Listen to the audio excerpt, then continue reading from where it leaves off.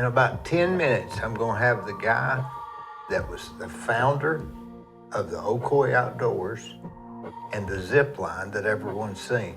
His name is J.T. Lemons. He's going to be here in about 5 minutes. It's going to be a great discussion. I've had a lot of people ask me if I can get him to come on the discussion.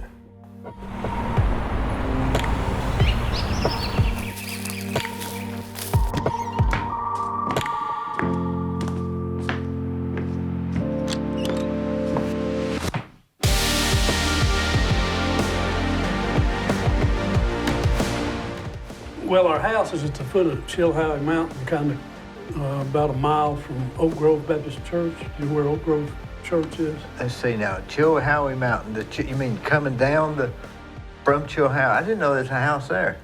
Oh yeah, there's a bunch of houses. The road I live on is dead end. When I first moved there were only like 4 houses. Now there are about 15 houses.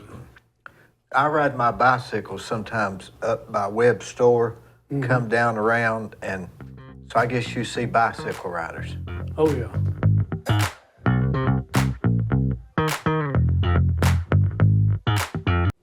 Whenever you read a story in the newspaper or see something on television about somebody getting arrested, you naturally assume they're guilty. Unless the story's about you or someone you love, then you'll think differently. And you'll want a lawyer who will defend you. My name's Scott Canavis.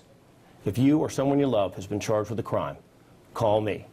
I'll return your phone calls, I'll work on your case, and I will defend you.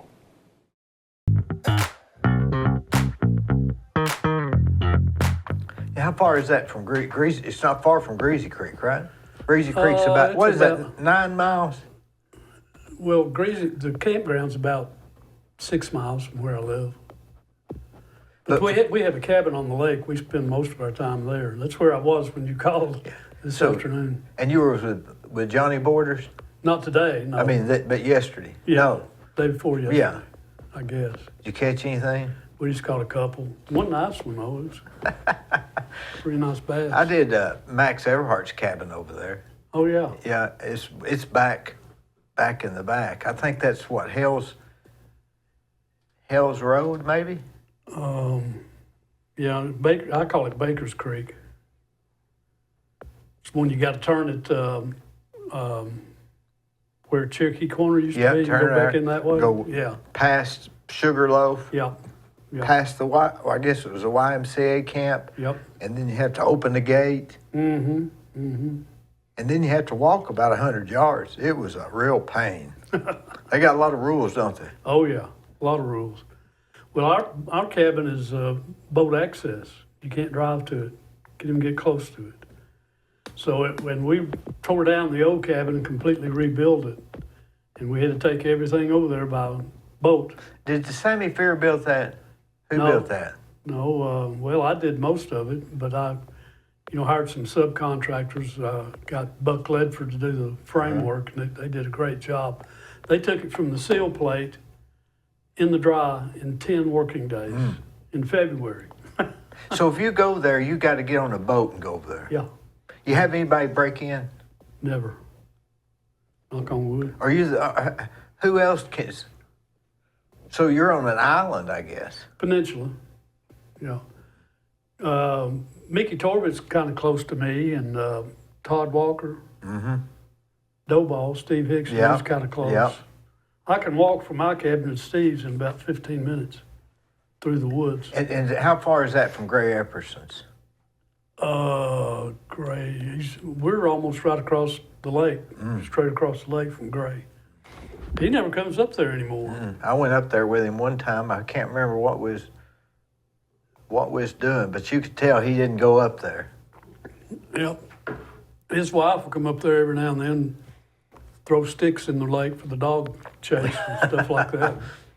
She's the only one that uses it, I think. Do you park at the boat dock there? The marina. I used to have a houseboat there. And yeah, we had a houseboat for a while. It burned in that fire they had at the marina. I can't remember how long it was. I went up there once. That's all I did. Blackwell had boat Yeah, there. Pete. Pete Blackwell. Yeah, I knew Pete. Is he still living? I'm not sure. Seems like I heard. You had to open the gate and walk down the thing, and it was a little aggravating to get in. Yeah. But what about that restaurant? Is it still open? Nope, hadn't been open in years. I used to eat there. It was pretty good, I thought. Yeah, I liked it. Ryan and Stephanie were talking about reopening it, but they, then COVID hit, and I think they just kind of forgot about it after that. There's nowhere to eat up there except the damn deli, and I saw something online, some kind of cafe. Yeah, Myrtle's. Myrtle's Cafe. It's pretty good. Yeah. Is it like lunch and stuff? Yeah. Mm-hmm. She's not always there. She does a lot of catering, a lot of private stuff. What about that Frog Tree subdivision? I saw a lot there for sale, and it was $125,000. I went and checked on it. It was already sold. Huh. Yeah, I know the guy that originally developed it, Bob Hunter out of Chattanooga. He started it. But Were you born and raised in Cleveland? no, I was born in Oak Ridge. Both my parents worked for the government up there. I had a lady here that was one of the first people. I can't remember her name. Hurley. She was 98. But yeah, my mother worked up there during the war. My dad was in the war overseas. But then when he came back, he moved up there and got a job, and that's where I was born. And we moved to Cleveland when I was about 3, I guess. So how'd you end up in Polk County? Well, that's where my business was, so I just decided to move to Polk County. Now you're known as the founder. One of them. There were a total, the first year we were up there in '77, there were a total of 6 guys that were involved. 2 guys from Chattanooga had Sunburst, Mark Hunt and Bill Chipley. And then I had 3 partners, James Torrance, Bob Baker, and Gary Harper, and myself. And we were the 2 original companies and the 2 original principals. Y'all were just friends and decided, hey, let's try this thing? Yep. Mm-hmm. So you said we're gonna let people float down the river and sort of guide them? Yep. Well, it's kind of funny. When I was trying to borrow money to start the business, I went to about half a dozen banks, and they all looked at me like I was crazy. Yeah. Didn't understand. I don't think they understood what I was trying to do. And then I got an appointment with Sam McReynolds down at the old Cleveland Bank and Trust downtown, and his office was downstairs in the basement. So I go in there, and his secretary says, "Sam stepped out for a minute, but go on in. He'll be back." So I walked in, sat down, and there on the wall behind his desk was a color photograph about 3 feet by 2 feet of Sam and 5 or 6 other guys in a raft. You thought I in got West it. Virginia, and I thought, I got found it. the right guy now. So he's loaned me the capital to get it started. So there wasn't really anybody doing that at the time, right? But just those 2 companies, Sunburst and Ocoee Outdoors. Yeah. So what was your idea? How was you going to transport them? Was that like to me that would be starting to be getting to logistics. Well, and that's, once you get past the romance and everything, the excitement and the thrills of whitewater rafting, you're really in the transportation business. You're transporting customers from, your location up to the river, and you're transporting them in a raft down the river, then you're picking them up in a bus or whatever and bringing them back. And making sure they got a life So you're in jacket. the you're a glorified bus company, really. But it's kind of funny, the way I chose my 3 partners originally was they all had vehicles that could be used for transportation. Gary had a van, Bob had a pickup truck with the camper on back, and James had an old Chevrolet Blazer. So those, and I had a van. So those were our 4 original transportation modes. What was you doing before that? Carpentry. I'm a carpenter by trade. Yeah. Would you just frame houses for people or what? Yeah. Well, at the time I was working in Knoxville with a buddy of mine building log cabins. Oh. Sort of a specialized type of. And it's kind of funny how this all happened. Well, when we started, and when I started in Whitewater, the Ocoee didn't exist. This was in '76.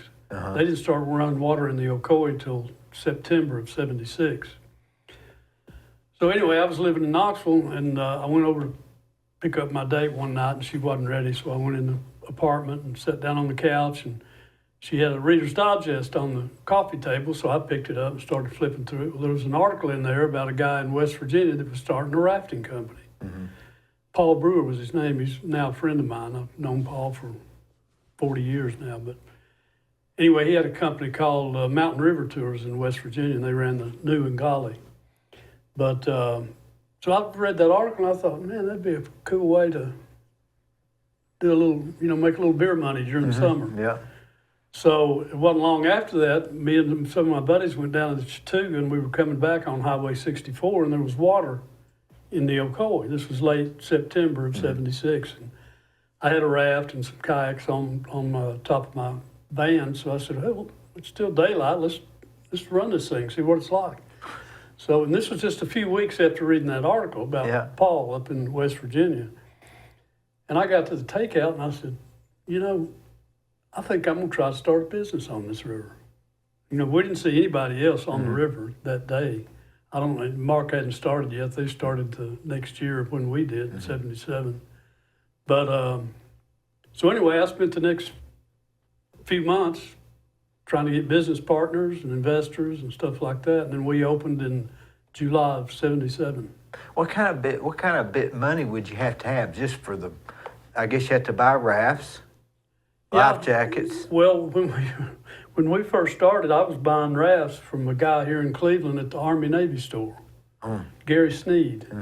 Gary's passed away now, but we bought all our rafts from Gary and just ran with those for a while. And then, after we got a little capital built up, we started buying rafts that were really made for whitewater rafting.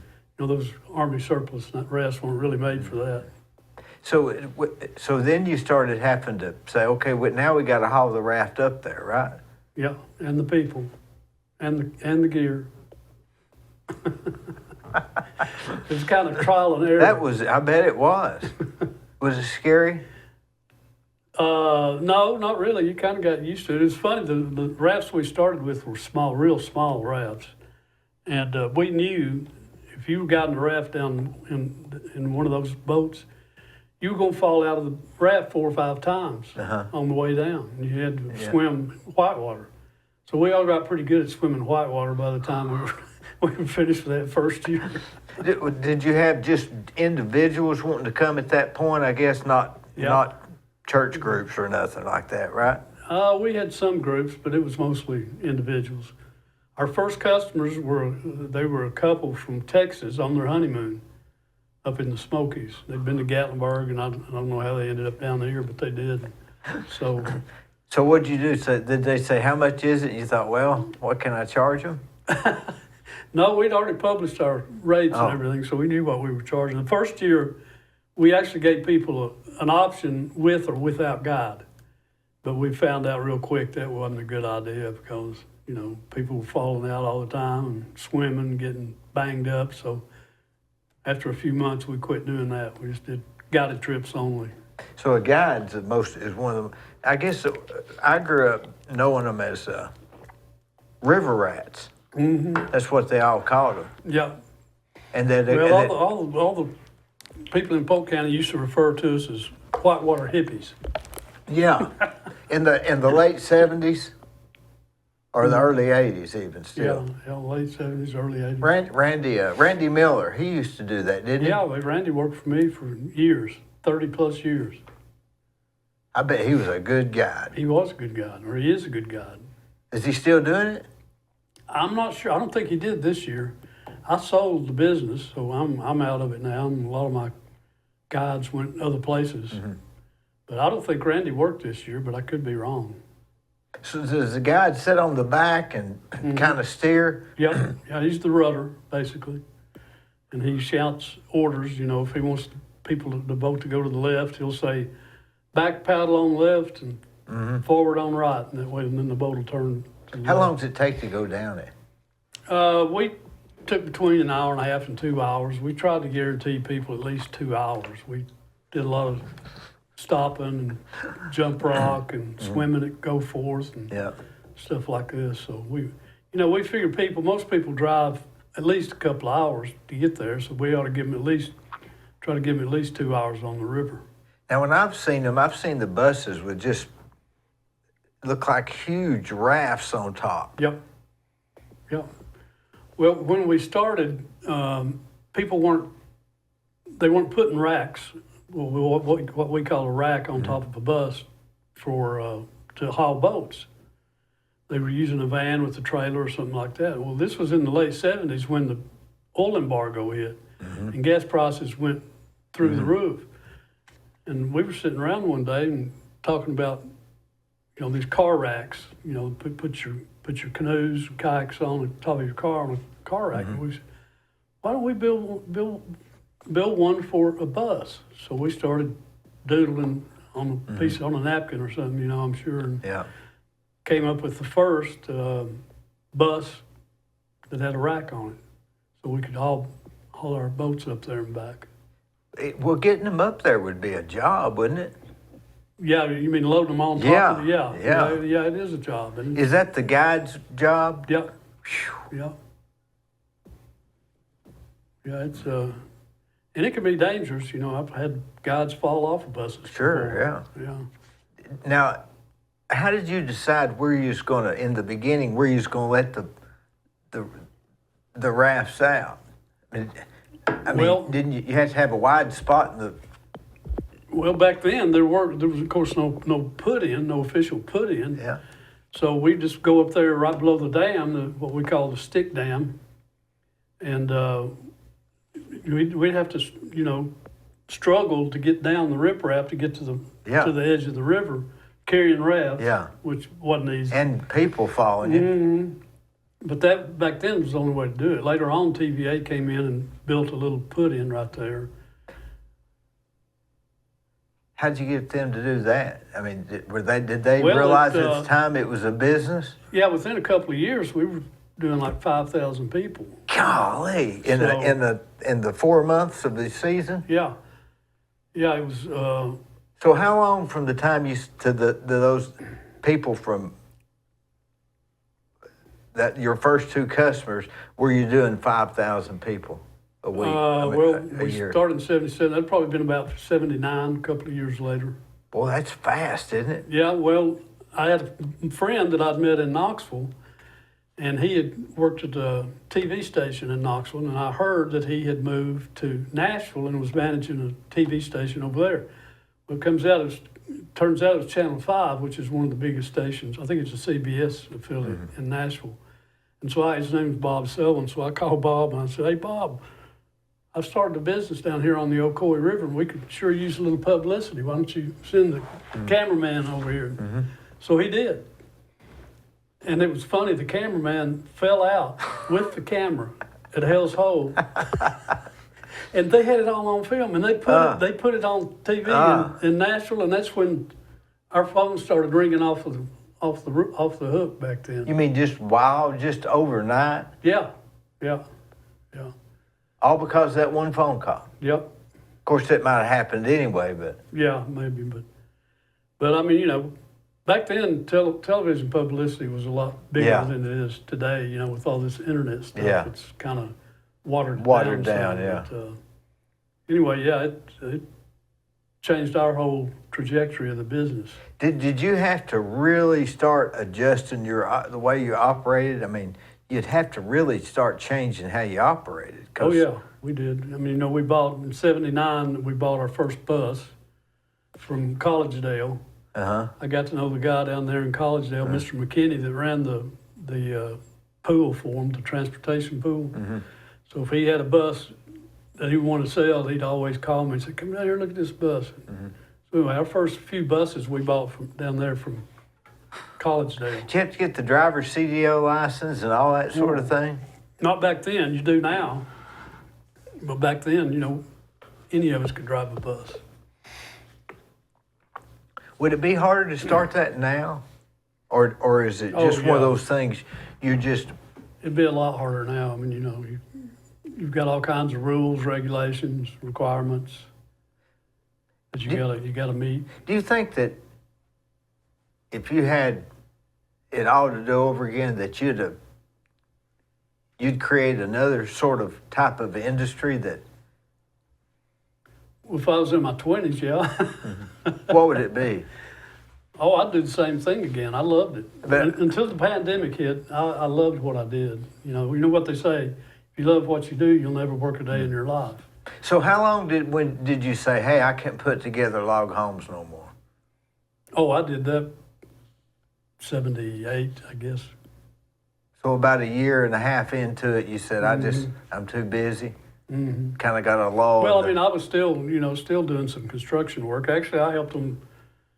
I got hired on the Wright brothers and helped build this Methodist church down here back in that would have been late 70s or early 80s. And then I worked some at Bowaters for Rust Engineering up there, doing construction stuff. But So the rafting season is, what would you say that is, from what month to what month? Well, it's changed a lot from when we started. It used to be, schools were out from Memorial Day, which is late May, till Labor Day, which is early September.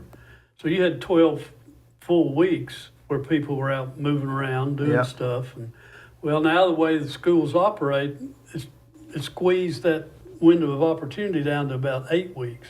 Take about From 4 weeks off. From 12 weeks. And that's, in a seasonal business like that, a 30-year business, that's considerable. Yeah, because I guess you still have customers, just not the mass amount. Right, and not for the length of time, it's not 12 weeks anymore. Really, July is the big month now, where it used to be June, July, and August, and September, really. But now it's kind of squeezed it to the point where July's the big month. If you don't make money in July, you're in trouble. If you hadn't come up with that, would you come up with something else? Well, I had a cousin that had a place over on the Hiwassee. They just, rented rafts. So I probably would have gone over there and worked. I don't know. I've always been attracted to water, I live on water now, and I worked on water for 47 years. So. Do you think the industry will stay the same or change, or how can it change? Or is it just, it is what it is now? That's a good question. If it changes, it won't be any kind of radical change. They may, to make it more exciting, they may downsize boats or something like that. I don't know, or find boats that are faster or more maneuverable, or I don't know. But it'll, I think guided rafting will always be around. Did you ever go over to Duff? Oh yeah. I knew Jeff. Jeff, yeah. Yeah. What's he doing now? He's married, got a couple kids. They're in college now. One of them's in college. He married a gal that used to work for me, Candace. But he's got a little farm, like Close by there, doesn't he? Yeah, on Parksville Road. Yeah. It's about halfway between Parksville and Benton. But he raises turkeys and He was a smart chickens guy, and- wasn't he? Yeah. But he's doing organic stuff, I think. I Primarily. used to go over there and play foosball on Tuesday nights. You didn't drink any beer over there? No, it was a wild place. Oh, yeah. It was Well, wild. we ran Grumpy's for over 20 years. Golly, that's right. That's right there at the same spot. Well, not the same as the Duff, but right there Yeah, in but the right- outdoors. Yeah. Now, I've been to Grumpy's several times, or lots. You didn't drink any beer there, did No. you? No. It was I actually never did even hardly drink, but it was a fun place, man. Oh, yeah. What band was it that used to have there all the time? Well, we had two bands. The Bees or no? The Beaters. The From Beaters, yeah. Chattanooga, and then we had a band out of Atlanta that was popular, Terry Lee and the GTs. Yeah. We had a bunch of good bands. We always had good bands up there, good music, Was it Friday night and Saturday night, or just Saturday night? Friday and Saturday. So, Well, it depends. Sometimes, Well, there were people everywhere. yeah. Yeah. Would you be scared to do that today with all the lawsuits and stuff? Well, I mean, we had lawsuits back then, but I guess it probably wasn't as prevalent as it is today. But yeah, I'd do it again. Yeah, it was fun. Made pretty good money too. Where did you close Grumpy's? Well, I guess you'd say the Mothers Against Drunk Driving were somewhat responsible because they started complaining to the local sheriff, and the sheriff started patrolling heavier. And all of our customers came from Cleveland, Dalton, Etowah, Athens, scattered around. So they had to drive a distance, half hour to an hour. And so they set up a roadblock and bust them on the way home. What was that, about 88? No, we ran it until, about 15 years ago, about 2010, something like that. Well, I missed a bunch of them then. Well, the old original Grumpy's that was right there on the corner of 64 and Parks Road burned in 95. I guess that's the one I went to. Yeah, and then we built Had the trough for the bathroom. Yeah, the clawfoot bathtub. Yeah. Had ice in it, I think. Yeah. But when it burned, we went up on the hill where we'd have more parking, because we had a parking problem there at that corner. Oh, yeah. So we put it up there where we'd have a better parking lot, a lot more room. And we did it up there from 95 till about 10 years. Was it as big as it was on the corner?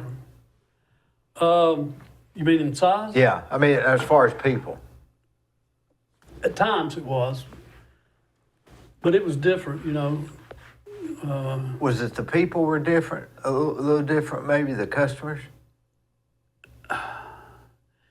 Well, the way we did the original Grumpy's, it was kind of organic in growth. Yeah. When we started out, we had a little grassy area between the back of the gas station there and that little house where we put our offices. Mm-hmm. And we put some picnic tables out there and put a little stage, and we had some buddies of mine that played bluegrass music. They'd come down there and play bluegrass. Uh-huh. So that's how it started out. And then we built some walls, and then later on we put a roof on it, and it just grew into something different organically. Mm-hmm. We had these huge windows that we could raise and lower and let air in if it's hot. Yeah. We didn't have air conditioning or anything. Yeah. Well, it worked though, didn't it? Yeah. Golly, yeah. I bet you made a ton of money out there. We made a little money. We sold a little beer. The beer distributors liked us. So you sold it. Did you just how did COVID slow you down on it or get you over it? Well, the state, they cut us back to half capacity in the buses. So we'd have one seat with people on it, and then the next one had to be empty, and then the next one had people, and so on. So we basically cut your capacity in half that year, 2020. And then after that, after it was all over, it was hard to get people to work. Well, I don't know why that is, do you? But it just made I guess people just figured they could live without that much money or something. Yeah, I don't understand it. I mean, the worker just disappeared, didn't it? Well, and the ones that would work didn't want to work hard, but they wanted to get top pay. Yeah.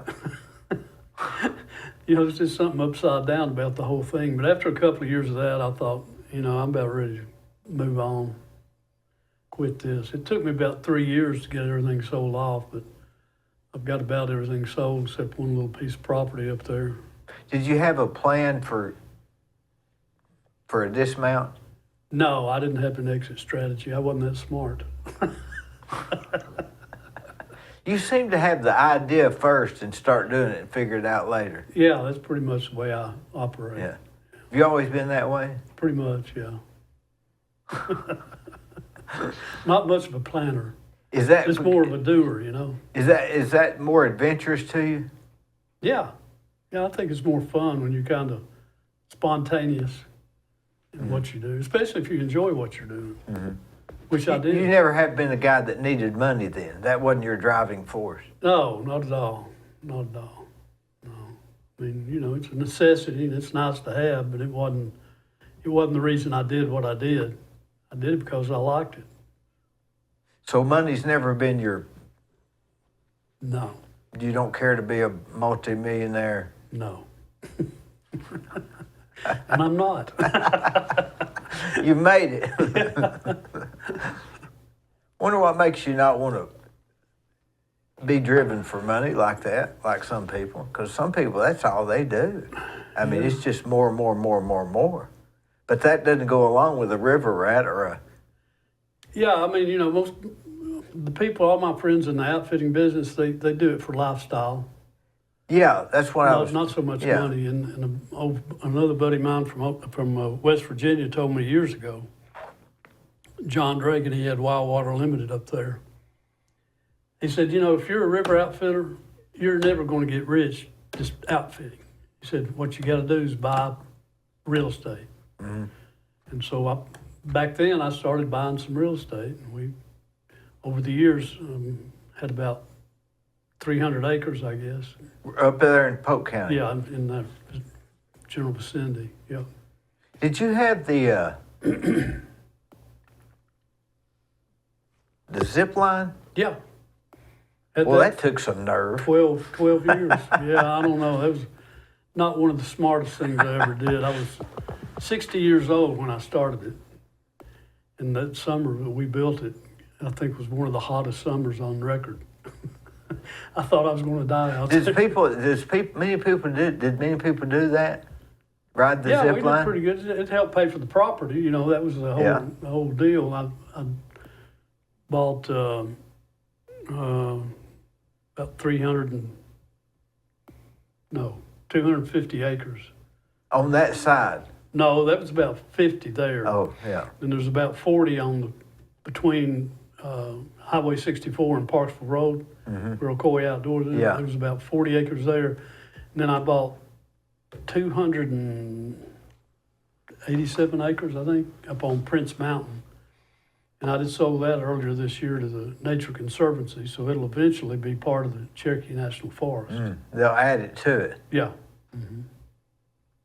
Yeah. So you'd say you're into the adventure business? I was, yeah. I'm not in any business now, except the business of fishing and having fun. Did you ever think that the zip line was, I mean, like, how long did it take somebody to get down through there? I mean, Well, they were all different Like lengths. 6 minutes or? No. None of them took that long. The longest one was the last one in the highest. And, you know, you did it in probably beginning to end, 20 seconds. Mm-hmm. It's pretty quick. Yeah. And it was about 1,000 feet long. So. How'd you know how to get it all secured and keep somebody from falling? And Well, I hired a firm out of Gatlinburg that had built several of them, and they did most of the work. But I had some guides that worked on it, helped out. Now, for years, there was a not the purple bus, but a Scooby-Doo bus up there. That was Randy Miller's bus. Was that Randy's? Yeah, that was Randy's. What'd he do with that thing? I don't know whatever happened to that. But what was he doing with it even up there? I think he just, when he got tired or wanted to go to bed, he'd just go in there and crash, I think. I don't know. You want to call Randy and see what he says? He'd tell us, wouldn't he? Yeah. Boy, it looked just like the Scooby-Doo bus. Mm-hmm. Wonder if he had that painted that way. I don't know. I never got the. But one day I drove by there and it wasn't there no more. Mm-hmm. Well, I'd be afraid snakes would get in there, wouldn't you? Nah, we never had He doesn't seem like the guy that would be on the river a lot, but that's just what he liked to do. Oh, he loved it. Yeah. Now, I've been out to the Purple Bus bar. They got that up there now. Do you know them? You talking about B's? Miss B's Purple Bus? Yeah. Yeah. Well, it's not a bar. No, She no, I know sells, who you're talking about. But I'm talking about that other one, the bus bar. bus bar. Yeah, Yeah. Well, that original. That's sort of a becoming a grumpy sort of thing. Yeah, that original bus that was there that doesn't have a top. Yeah. That's one of the buses I bought from Mr. McKinney down in Collegedale, Southern Missionary College, back in the late 70s or early 80s. And we took, they had it painted like the Wonder Bread wrapper. Yeah. And they used it to take kids around the campus there at Collegedale and, show them the campus and all that. Well, after a while, he called me and said, "We're going to get rid of this. You want to buy it?" And I said, "Well, let me come look at it." So I went down and looked at it and said, "Yeah, this is pretty unique. I think we might need this." So what we did is we left about, 6 seats in the front for guides. Yeah. And then we took all the other seats out and we'd load the rafts on the bus, take them up to the river. We did that until it broke down. Couldn't do anything. And then you just sold it to them? Yeah. I think Val Cox bought that originally. Well, they sort of they got bands there and stuff. It's not like Grumpy's was, though. Right. Grumpy's was Legendary. There was people everywhere. Yep. You Dancing on the table. Oh, yeah. And the bleachers. What about the living in Polk County, do you think it's a little bit less rules than here? A little freer spirited? Yeah, probably so. I think people in Polk County are pretty independent, conservative, independent. They used to be more liberal, or more voted Democrat, but Well, that's still right. liberal. It used to be a strong Democrat But they were- county, but they were always conservative Democrats. They were like what do they call it? Reagan Democrats, I guess you'd call or them. blue dog or Yeah, yellow dog or yeah. whatever. But over the years, since I've been there 47 years, it's completely flipped. It has flipped, hasn't it? Yeah. Well, Dan Howell, our representative, told Yeah. me it was the most conservative county in the state now. That's bizarre, isn't it? It is bizarre. Of course, I'm going to say that they were still conservative then. Yeah. Now, a lot of your river I agree. rats, they're more, they're known as liberal, but they're not. Not all, no. There are some. But there are a lot of conservatives too, like me. But liberal on the, I guess, social stuff or something. I guess that's the way I'd classify myself. Yeah, probably. Yeah. I don't know. Did you go to Bradley High or Cleveland. Cleveland? Class of 68. 68. Played baseball, What position? catcher and outfield. Went to Cleveland State on a scholarship. Ed Coates was my coach over there. Steve Longley was the assistant coach.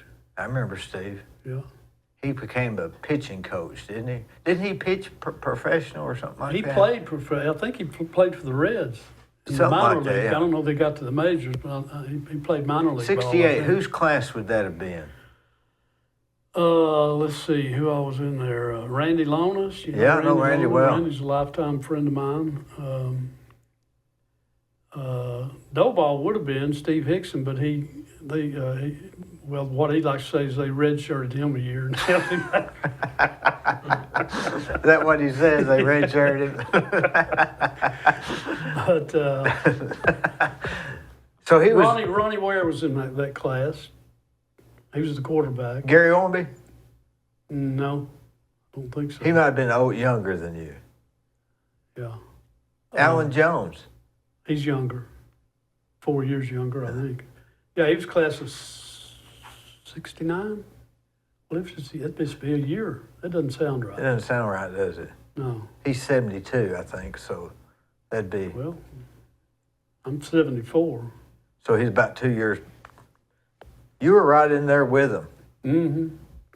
Jackie Lane was in my That would have been class. like the first year. Wasn't that like the first few years that Cleveland High was a high school? Yeah, the first graduating class was 67, the year before I graduated. That was Charlie McKenzie, I think. No, Charlie was in my class. Oh, was he? He was a good friend of mine. Yeah, he was a good guy. Larry Sellers, do you know Larry Sellers? He was in that class. David Black, Hardwick. What was Charlie Joe like in Hardwick. school? About the same. He never changed much. He never even changed haircuts, did he? No. Did you notice that? He never even changed haircuts.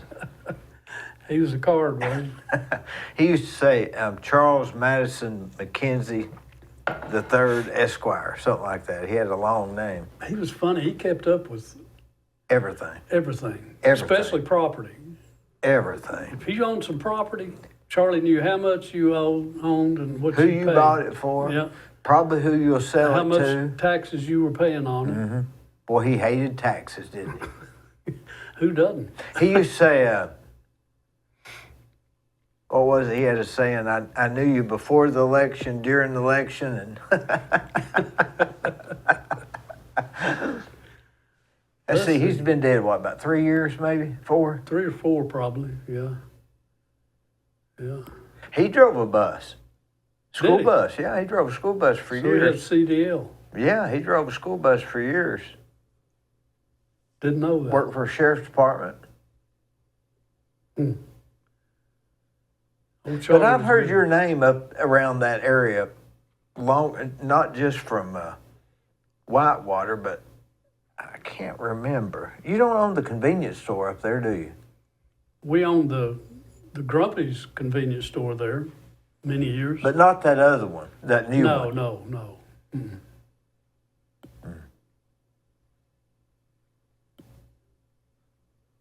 Well, what do you think about you think the industry for Whitewater is going to be just about the same?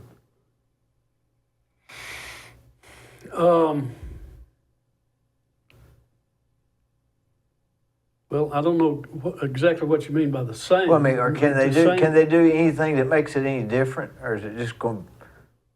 Well, it's pretty much going to stay the same, I think, except like I said earlier, unless they come up with faster, smaller, more maneuverable rafts. It may be less groups.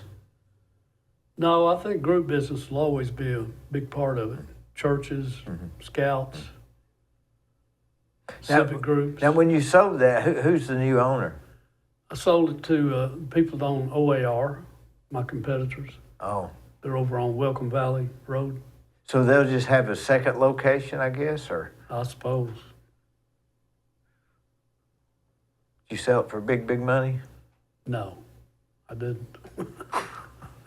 I was just ready to go, you know. Well, that sort of things, the operations is where the money's at, not in the ownership of it. I'm Well, assuming. actually, again, I Right. think it's the real estate. You Yeah. know, They said McDonald's was in the real estate business, not the hamburger business. right. Well, you know, really any business, if they're not in the real estate business, they should be.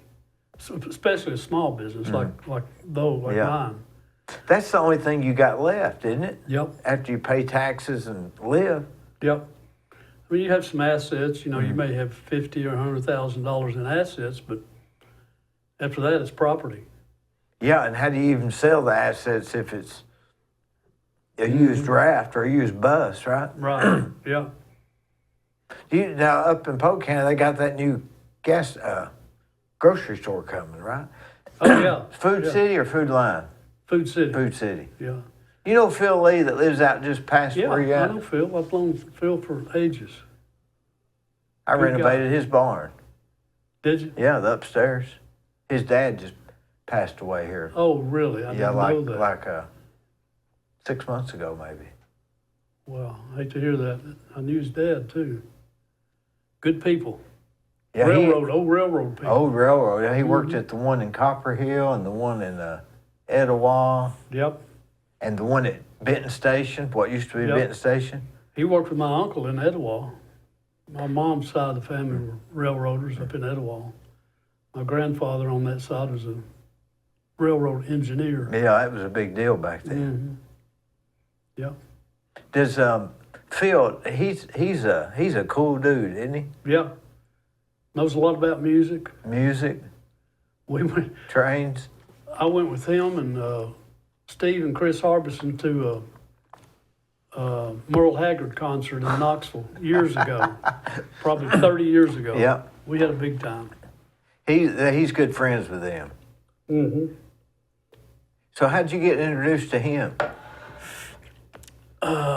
Grumpy's, through the old Grumpy's. He used to come to Grumpy's all the time. And the Harbisons did too. So, They were quite a bit older, though, I guess, weren't they? I bet he was there when you was playing bluegrass. well, he was there during the rock and roll days too. Uh-huh. Yeah. Yeah. He owned the Tape City. Right, in Athens. Mm-hmm. Yeah, he was into music, still is into music. He knows a lot about it. I see him on YouTube sometimes playing. Mm-hmm. What would you get into now if you had to start over, besides that?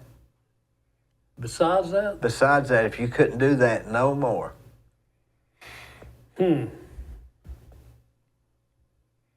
well, construction, I guess. That's what I was doing before. Isn't that too hard to work? Well, it can be, yeah. Are you talking about now? I mean, at my age or when I started? No, if you was to 20, be, if in you my was to 20s. advise somebody in their 20s today.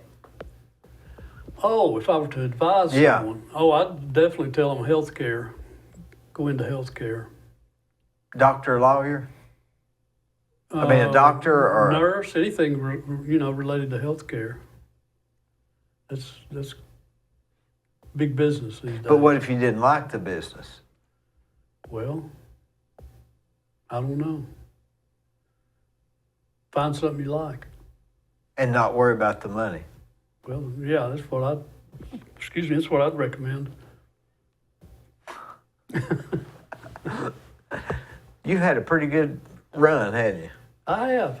I'm satisfied with what I've done, and Would you have ever thought the rafting business would be today what it was when you were trying to get? No, How much money were you trying to get from the banks? $5,000. $5,000. What would that be equivalent to today? I don't know. Probably 50,000. I don't know. I mean, it wasn't a lot of money then, I guess, in the big scheme of things, right? No, but keep in mind, Jimmy Carter was president. Interest rates were around 17%. And they didn't even want to make loans, probably. Well, they weren't too excited about it, but So what was your pitch to him? I'm going to start floating people down the river, and I'm going to charge them? yeah. That probably sounded And pretty since crazy. Sam had done it, he knew exactly what I was talking Yeah. about. So Was he real They had- receptive right off? Oh yeah. We still laugh about that when I see him.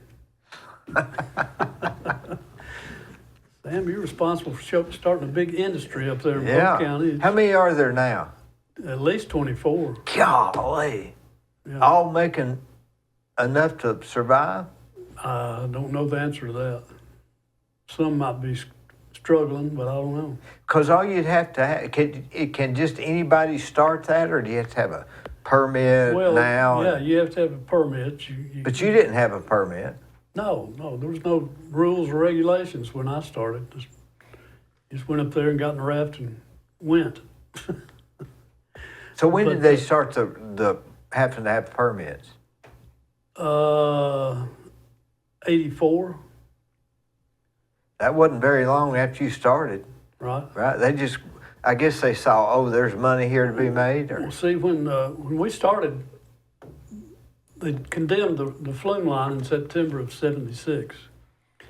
And so they were running water 24/7 for the first 7 years we were up there. But we didn't really know from one year to the next whether we were going to have water or not. So then we went through this long political battle with TVA and ended up coming up with an agreement for 116 days of water a year for a 35-year contract, which ran out in 2019, I think. We had to negotiate another one. But anyway, So in '84, when they completed the flume lines, when they said, well, we'll agree to this, but, we're gonna have to put some rules and regulations on you, and here they are. And so we were kind of backed into a corner. Mm-hmm. We either had to agree or not have water. So we chose to have water. So when you were doing it, they said, okay, we may not have water next year, and you thought, we've got to solve this problem? Mm-hmm. Yeah, we started. Well, how do you call TVA? Well, we started an organization called the Ocoee River Council, and we had about a dozen members, and we all got involved, and we started a letter writing campaign to the governor and our elected officials. And it took hold, and finally they started talking to TVA and said, hey, you need to solve this problem. This river's become real popular, and people in Polk County are counting on it for income. Mm-hmm. So we need to do something. And finally TVA came around and negotiated. So they guaranteed them so many days, and you can do some planning. Right. 35 years. 116 days a year for 35 years. Boy, that would have been a big shot in the gut to think that after you spent all that time on it, that they may not even be running water, intermittently. Yeah. Yeah, I mean, it was a big risk everybody was taking back then, but I guess we felt like it was worth it. You don't know what kind of adventure you'd do next if you're young enough? No, not really. Rock climbing? I'm not big in. I've tried a little rock climbing, not that patient. Maybe just hiking tours. We did some hiking tours for a while at Ocoee Outdoors. You mean you just say, okay, we'll take you on a tour for hiking? Yeah, and we did mountain biking for a while. Mm-hmm. We had a bungee jumping operation for a while.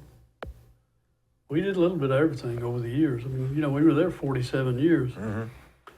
So we did a lot of different things. We tried a lot of different things. You're always looking for, when you're a small business, seasonal business especially, you're always looking for new income revenues. Yeah, so what would you do from Labor Day to Memorial Day? What would be your plan to do during that off season? Well, we had water through October.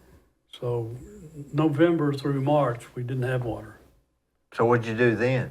Clean the buses? Well, we did a lot of maintenance work and a lot of advertising, a lot of promotions. Sent out, back in the old days, we used to actually mail stuff, Yeah. mail brochures and stuff like that to our customers, and did a lot of that. But, once the internet came along, online advertising came around, it changed all that. What year did you start seeing that happening? That would have been around 2000, I guess, about 25 years ago. Boy, it don't seem like that long, does it? Mm-mm. But that sort of happened overnight, didn't it? It did. I mean, I went to UT and I studied advertising and had a pretty good handle on print advertising, radio advertising, TV advertising, all that, magazine. Man, when the internet came along, I was like a lost ball in high weeds. I guess everybody was. Well, all us older folks were, that's for sure, We didn't grow up with it, so. If you don't advertise, you're not going anywhere, are you? Oh, yeah, you gotta. And in that business, in that rafting business, you have to spend a lot of money on advertising, or you're not gonna be successful. You just can't, there's very few businesses that you don't have to do a lot of advertising. Mm-hmm. I don't know what it'd be unless, I'm going to say if Elvis Presley didn't have advertising, he wouldn't have been, you know what I'm saying? That's how important being in front of, I mean, if it's not in front of you all the time, you just don't even do it no more. Yeah, that's right. But, again, the internet's really changed that a lot. And it depends on which you're on, whether it's Facebook or YouTube or Instagram and all Well, you these. got to do all of them. I wonder if it'll ever go back to. I always thought about this. You know how you send somebody an email and you're not sure if they're going to get it, and some people don't reply like they should and all that stuff. Mm-hmm. I wonder if it'll ever come back to a need for somebody to say, give me your letter and I'll make sure he gets it. I guess and I won't let anybody see it. Well, And you can trust me. I kind of doubt it, to be honest. I think, internet, email, texting, I think it's here to stay. Do you remember, what's your first, can you believe in your life that things would be this much different?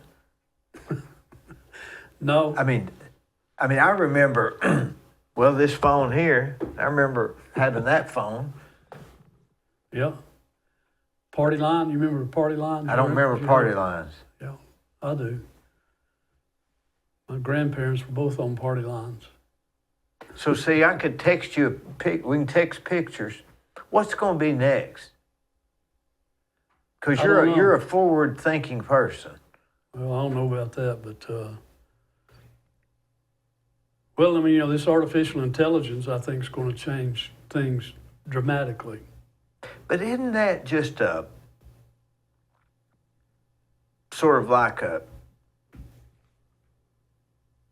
Google answers all in one thing with a voice? I mean, I can't see how that's No, I that don't much think different. So. I mean, boy, you're right you're right in that humans have to program it, Yeah. teach it what to do and how to do it and all this. But I mean, one of the concerns I have is at some stage, it'll be like the movie 2000 Space Odyssey. They'll just go out on their own, do whatever they want to do. Did you ever see that movie, the day the Earth stood still with Gort? Mm-mm. Well, that's really sort of the same thing. A spaceship landed and said, "We've created this Gort," I think his name, or Grok or Gort, that monitors everybody, and if you do wrong, it shoots you. So they put this thing into place to be the police, and that you could not reverse. And so it was. Well, So do you let's think they'll ever have trials instead of having judges? They'll have AI say he did it. We've researched it, and he did it. I hope not. I think you got to have a human element there to. You try by your peers. AI, that's not my peer. Maybe they change that. Well, But maybe. now I've got these doctors I work for, and I'll see them going behind the corner and checking AI for what to say. Mm-hmm. That's scary, isn't it? Mm-hmm. Yeah. It'll change everything. I mean, What about these like robots? They've got the robots now that'll they can play basketball against each other. really? Oh yeah, I haven't seen that. they'll bounce a basketball and play each other, and they've got them like they look like real people. Really? So what would be the next step to just putting everything you put online into this AI and say, what would JT have said in this scenario? Yeah. And it's a robot that just acts like you. Yeah. I mean, that's just a few days away from doing that. Yeah, it's possible, no doubt.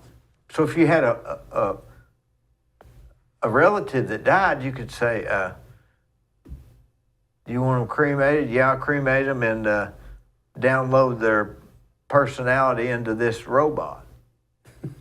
So how fast will that happen? Because in how many years did we have the party lines? Oh, that was 70 years ago? 70 years ago. Mm-hmm. 65. And 70. now we're going to Mars. Yep. I'm sending pictures on the phone. Or on your watch. You On your watch. You can call somebody, send pictures. Just like Star whatever. Trek. Yeah. They're doing everything. Or Dick Tracy. I say Dick Tracy. They're doing everything except teleportation. Mm-hmm. And they say they're doing that with some low density metals. Really? Yes, in small amounts. So I'm just wondering how long it'll be before, instead of having how long will it be before we have a robot sitting here? Yeah. Are you a robot? No, I could be. I could be. Just checking. I mean, what will be next? Yeah, I mean, you know, I think it's limitless with this artificial intelligence, what they could do, conceivably. Now, I imagine at some stage the government will get involved and they'll have to put some kind of rules and regulations and Just like they did on the on just the like rafting. Yeah, like they do with everything. So The only way we'll to make see. money is to get into an industry that doesn't have regulations yet, and make Yeah, enough money to where you can afford to skew them in your advantage. Yeah, that's not easy to do. But the self-driving cars, Mm-hmm. Uber taxis and stuff, that could put Uber out of business. I saw one of those. I was at a meeting in Phoenix back in last December, and I saw one of those driverless taxi cabs. That's amazing. Well, I was behind one of those Google Map camera cars. You know, that take pictures for Google Maps. Mm-hmm. And I went around it and there was nobody in it. Really? There was nobody in it. I mean, It's wild. So I could have just gotten in the car and rode. I'd say there'll be in a few years, they'll say you can't drive, we won't insure your car unless it's driverless. Yeah, you're probably right. Could be. I mean, why would you insure anybody that's going to put on the brakes when they think they're supposed to? Texting. Right. Yeah, that So could happen. if you could think far enough ahead, you could really make some money in this now. Mm-hmm. I mean, who had ever thought when they was doing party lines, say, well, one day I'm going to send a picture through this thing. Well, you wouldn't have had no clue, would you? No. They were still doing the reel-to-reel pictures, I guess. Oh, yeah. Yep. There's a different world. Much slower, more personal. You think that's real important? Yeah. Yeah, I do. You think it starts arguments? What? What do you mean? Well, I mean, people just sitting down having conversations. If they don't, they're in less arguments. Oh, by the way, I went down to Tucson, Arizona last week, and I went down to a place called Bisbee, Arizona, and it's the Wild West. If there's a speed limit, I don't know what it is. I mean, it's just 90 miles. If you're driving 70 miles an hour, you better get out of the way because they might shoot you. I mean, you're really annoying to them. But I went down to Bisbee, and it's just you can just feel, it's just, you're on your own. Mm-hmm. And everybody was friendly. And I thought to myself, I know why they're friendly. Because somebody will somebody will hit you in the head if you're not. So that keeps law and order on its own, doesn't it? Yeah, it does. For sure. Somebody said that they think the world changed when they got air conditioning because people got off the porch and went inside and didn't talk. Huh. Interesting. Do you text now? Yeah. Yeah, I do. Were you one of those that said, oh, I'm not going to ever text? No, I never. No, I just kind of fell into it, you know, and went along with the crowd, I guess. Does Polk County have a newspaper? Yeah. How often does it run? I think it's just a weekly, once a week. It Well, very Jeff that had the Duff. Yeah? He owns it and runs it. He and his wife. You're kidding me. No. He runs the newspaper? Yeah. Good Polk County grief. News. I didn't know that. Yep, they bought it about, gosh, it's probably been 10 years ago now. Well, he's smart, isn't he? Mm-hmm. Good guy. Oh, he is, yeah. Married a good gal, too. Yeah, I didn't know her. But, so he runs, wonder where he gets his news to put in there. How did he know all about that stuff? I have no idea. I've never really. Where is the newspaper there? Well, it used to be in Benton, but I think they're doing it all out of their house. I think they're running it out of their He'd house. cut the cost, I know that. Yeah. He knows how to save a nickel. He knows how to save a nickel. Isn't it funny that people will go out to places like the Bus Bar and they'd rather do that than go over here to Champy's? Mm-hmm. I guarantee you on Friday nights they've got more people than they have at Champy's. Now, why is that? I don't know. Champion's, is kind of expensive in my book. And maybe it's I think people don't like a lot of order. They want to go where there's not as much order, maybe. Could be. But if we have driverless cars and we get in a car and we're going to take off and we got a robot mowing our yard, what are we going to do? Whatever you want to do. You think if they had robots that could be a guide down the river? If they can play basketball, they could. I can't see that. But who knows, I don't really know that much about artificial intelligence. They said they're going to get those robots down to about $30,000. A Subaru will cost you that. That'll do what? What will a $30,000 robot do? Well, it'll mow your yard, clean your house, do your dishes, Really? cook hamburgers. It's unbelievable. I'm telling you, it's an industry a person ought to think about. Well, it's funny. Earlier today, I was watching something on my phone about a guy, and his specialty is artificial intelligence. And he's, of course, he charges you, but he'll give you advice on the best AI companies to invest in. Not that I've done it, but it's kind of interesting. I think it's a new industry like the whitewater rafting. I think it's going to just explode. But 24, is that association you started, are they still operating? Yeah. They have like meetings every month? No, we haven't met. You're talking about the Ocoee River Council? Yeah, we haven't met since we did that last contract with TVA. That was in, 5 years ago? Did they pay you dues or just have a? No, we didn't pay anything. Just a. Yeah. It's just a bunch of guys, and gals. How about Bill Moats? You know Bill Moats up in? Moats? Yeah, he's the CEO of Ocoee Regional Health Corporation. I guess that's. I know some Moats in McMinn County, but I don't know any in Polk County. I guess that's too far north of your stomping grounds. Reckon? Probably. You ever go down McKenzie Highway? Yeah, Is it safe? sometimes. Would you take a regular car or would you have No. to have a Jeep? Yeah, I take 4-wheel. How long does it take? I guess it depends on where you're going. Say you're going to Farner, Yeah. to end at Farner. I'm not sure where it ends. I thought it ended up in Copper Basin area somewhere, Turtletown maybe. I think that's Farner.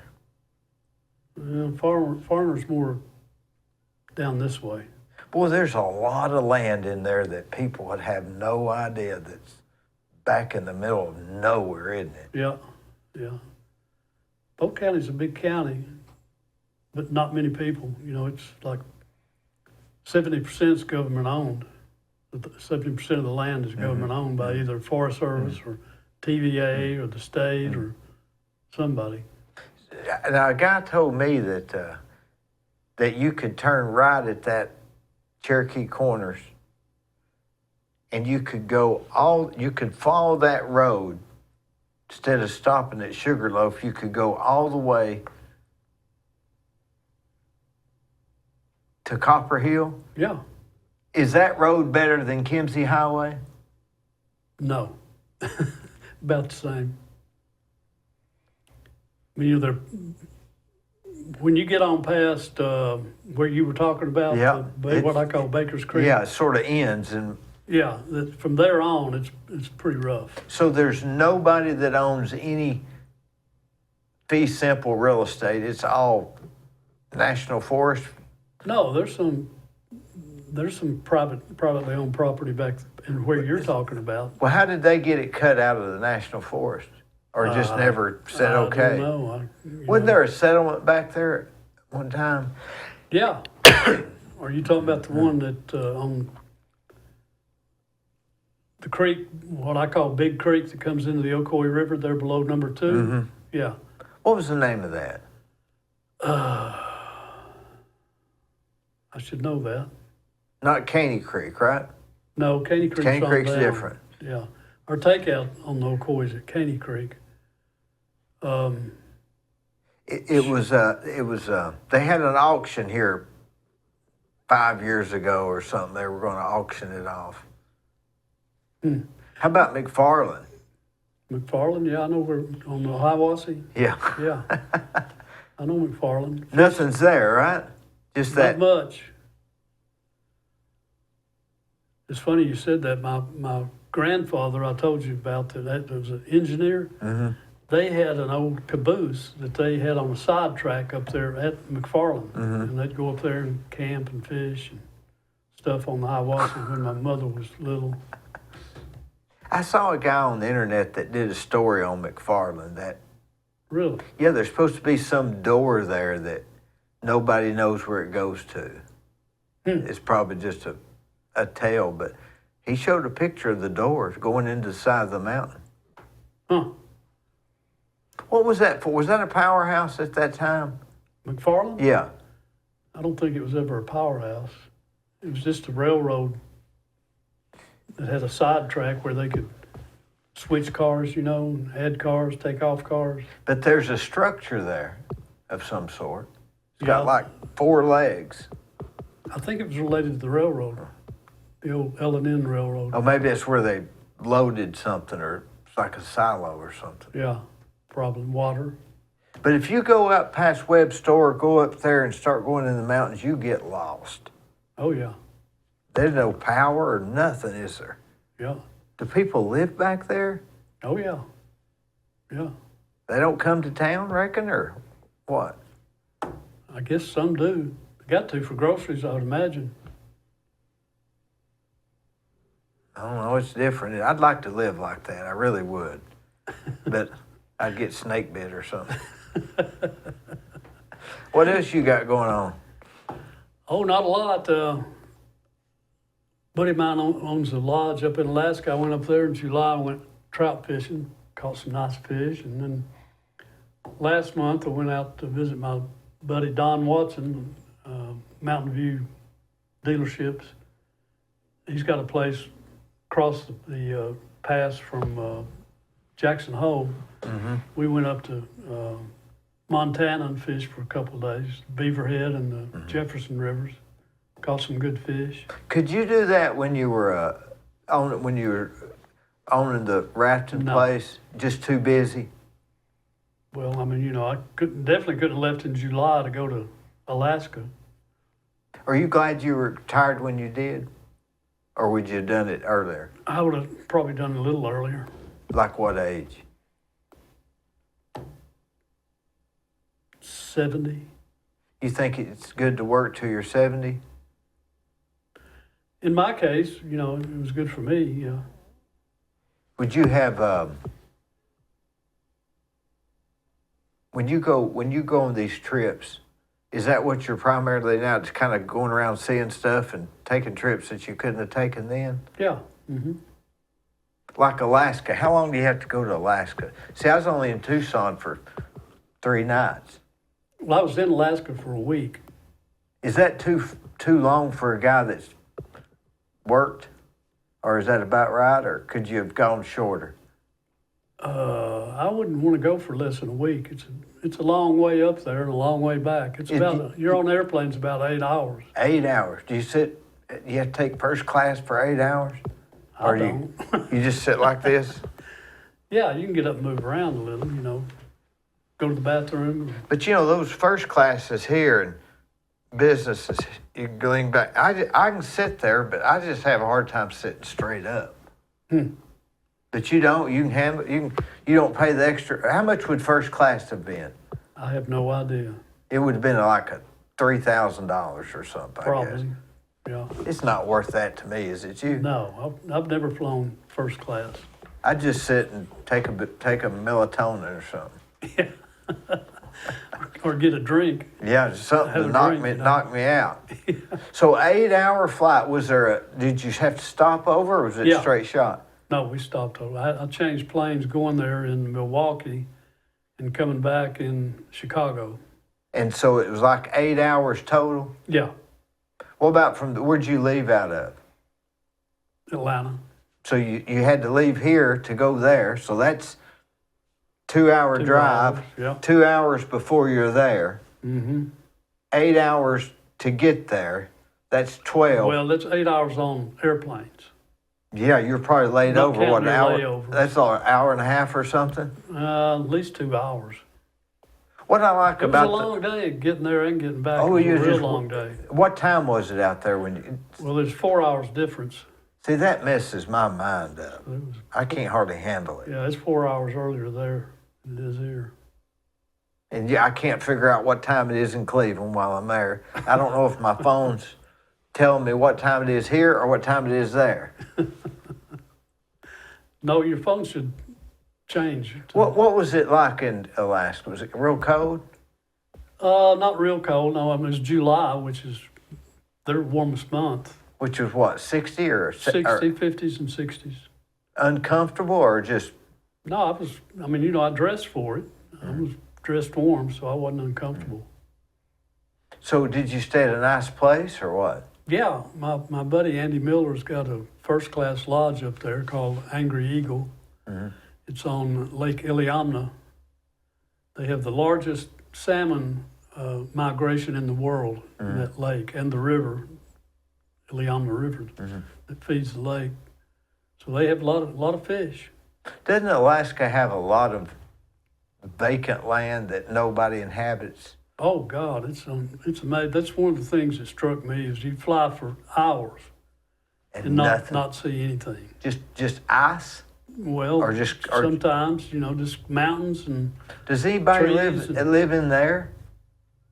Reckon? Well, yeah, there are little settlements here and there. Well, they've got to be just primitive, don't they? Oh yeah, well you've seen these TV shows, about Alaska. People try to homestead up there, and Can't make it, I guess. it's wild. I used to watch Northern Exposure. Did you ever watch it? Yeah. Boy, I like that.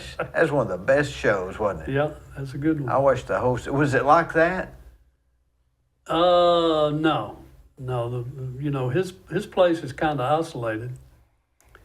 It's not a little town, not a little village like. More so than Northern... Because that was pretty isolated. Yeah, but no, he's just got the lodge, and then he's got 3 or 4 little outbuildings where he does different things. You ever thought about just getting in a car and just driving? Yeah, but I don't think about it a lot. I don't like to drive that much. What's your next trip? I'm going to Florida to help a buddy of mine that does these speedboat shows, races, St. Pete, and that's the middle of this month. So these trips you go on, they're more of an action. It's not a sitting on the beach thing. It's you have a purpose. Yeah, I don't sit on the beach, no. You have to have a kind of a purpose for it. Yeah, I do. Even if it's made up, it's got to be I'm going to do this. Yeah.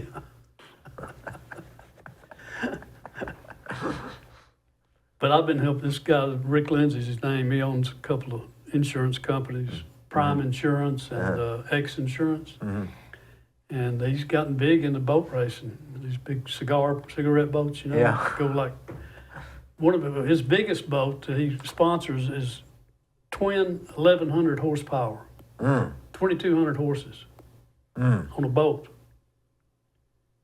That that'd be hard to keep it on the water, wouldn't it? Well, it is. They flipped it in Key West at the race down there last How year. fast do they go in miles? I think that'll do like 120 Golly. on the water. Well, if you flipped it, just keep going, wouldn't it? Yeah. Well, he flipped it and it about tore one whole side of the boat out and motor and everything. But How about going out of the country? You ever do that? yeah. Like where? Been to Costa Rica several times doing rafting trips down there. Went peacock bass fishing in Brazil several years ago. That was fun. You're not a sightseer, are you? You're a No, not really. And I went to Ireland with a buddy of mine years ago. Had a good time over there. another week. Yeah. When you do that, it's like a day of travel, 2 days of traveling, I Right. guess. You Yeah. about gotta so you're only there 5 days. Well, no, we were actually there 7 days, Oh. so we were gone a total of 9, I guess. If you had to do all again, would you do the Ireland trip or the Alaska trip? I'd do them all. I liked it all. Do you budget when you go, or do you just No, I just spend it? yeah, Can't take it with you, just go. yeah. I always, budget. I don't know how to budget. I went to Area 51. Really? Yeah, New Mexico? no, in Nevada, Huh. to where they're hiding the aliens supposedly. Did you see any aliens? Dead or No, but alive? I tell you what I did. Flew into Las Vegas. Within 20 minutes, I was in a rental car. I stopped and got a cooler of water, and I headed to Rachel, Nevada. Population 60. It's flat, as you can see, except for the mountains that are miles and miles away. Yeah, that country's pretty flat. And I would get out of the car every hour and take a picture of Area 51. So, but anyway, I drove, it was like 3-hour drive. 2 hours, I saw 5 cars. And the road's just straight. And when I went to the black mailbox that they claim is some significance, and I turned and drove 1 hour on a gravel road. Then I took a right and drove 45 minutes on sand. And then all of a sudden, out of nowhere, they had speed signs that slow you down. Speed limit 40, 35, 30. And then you stop at the sign that says, "Do not go past here or deadly force will be used." And there was a gray truck, just like you see on TV, with 2 people sitting in it. You weren't close enough to see whether it was a man or woman, but there were 2 people there. Mm-hmm. That was just the sign, that truck, me and my cousin, In the middle of nowhere. middle of nowhere. And we just backed up and headed back to Las Vegas. I mean, because you weren't going across. And every picture we took pointing that direction did not develop. Really? That's the truth. Wow. So I don't know what they're hiding, but they don't want me to So see you it. didn't take it on your phone, you took it on a It was camera. back when, it was those. Well, I just took those little disposable things. Yeah. So there's something. They don't want me in there. Mm-hmm. I like those kind of adventures. Mm-hmm. The mysteries more than that you're more into the action. I'm more into the mystery. Yeah, You know, like Yeah. why do they do this? Why do they do that sort of stuff. right. Does it make you think the world's smaller than it is, or bigger? Well, that trip to Alaska, I thought it, it was vastness is the best way I can explain it. It was, that whole Alaska's so huge and unpopulated and just vast in nature. Have you noticed when you go to places like that, people don't even stand as close as we do? They'll even stand a little further away. It's like everything's more room. Even the tables at the restaurants are a little bit bigger than what we're used to. I didn't notice that. I noticed that in Tucson. Huh. Everybody just a little bit more spread out. Well, they got a lot more room out there, that's for sure. I guess that's it. Yeah. But never been to Hawaii? Never have. Never really had much desire, but I don't know. That could change. What about Canada? Yeah, been to Canada several times. No problem getting across the border? Nope. You know, when I was in Tucson, I went across the border into Naco just on a Sunday morning. I just showed them my driver's license. I just walked right through. Go on the other side. There's more, showed them my ID, went and ate at a restaurant there, and walked around Mexico and came back. I said, "Can I take a picture of you?" And they said, they were holding a machine gun. Said, "You can't take pictures." They just went like this. So. If they're holding a machine gun, I'd Yeah, and I'd it was a pay girl. attention It to was what a they girl. told me. It was a girl. And Oh, really? yeah, it wasn't a man. It was a girl. Kind of weird. But anyway, I like doing stuff like that. That's what life's about, isn't it? Yeah. You gotta get out and Adventures. adventure. Find an adventure. What's your next thing? Well,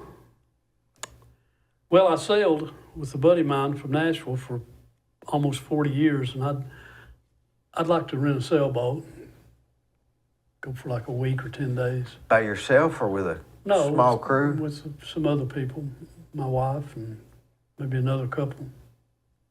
Take some potted meat or something? No. If you fell in the water, could you save yourself? Oh yeah. Just float Well, till float help or came? swim or whatever. Yeah. Yeah. Never worried about that. I'm not a big swimmer. Can't even swim, actually. We were in about a 60-hour storm one time on the sailboat. And 44-foot sailboat with 15, 20-foot seas is. That's just a little bit longer than this room. Mm-hmm. 20-foot was pretty- seas. So it was you're pretty going like, that's when your stomach leaves you, right? Yep. Yep. So 60 hours, that's, About 2.5 days. was the seas pretty rough that whole time? Oh yeah. You Yeah. throw up? No, I've never been seasick. Knock on wood. But it was. Did it you was feel pretty like, crazy. did the boat feel like it was Gilligan's Island? You was going to fall off any minute? No, the boat. It's a catamaran, 44-foot cat, so it's a good-sized boat, and it handled it like a champ. Not a problem. Did it turn sideways or did it all No. just go up Yeah. and down? Yeah. Yeah, you turn into the waves. So you got to keep dry, you got to focus. Oh yeah. If you let it go and just say, let's just ride this thing out, it'll turn you over. Well, no, I wasn't worried about turning over, but you got to keep it into the wind and into the waves. You don't want to get broadside, in other words. Yeah. You have to call in to the shore or something? No.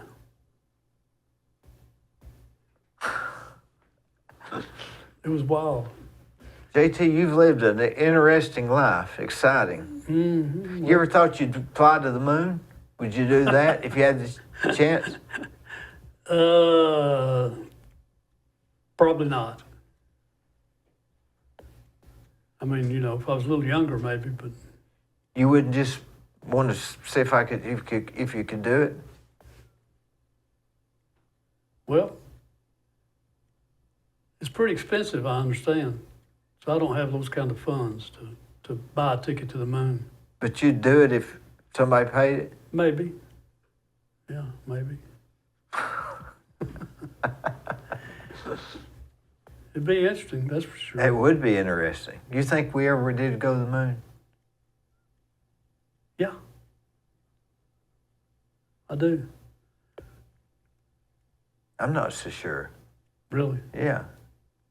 Hmm. I mean, that's Well, a a lot of long way. people- That's a long ways. A lot of people are that way, but. That, what, Van Allen belt they had to go through? Mm-hmm. And we can't do it now? I don't know. Seems a little suspicious. A lot of people feel that way. Isn't there a movie out about that now? I don't know. Oh, a guy wrote a book on the way to the moon. If anything happened or something like that. Maybe that Yeah. was it.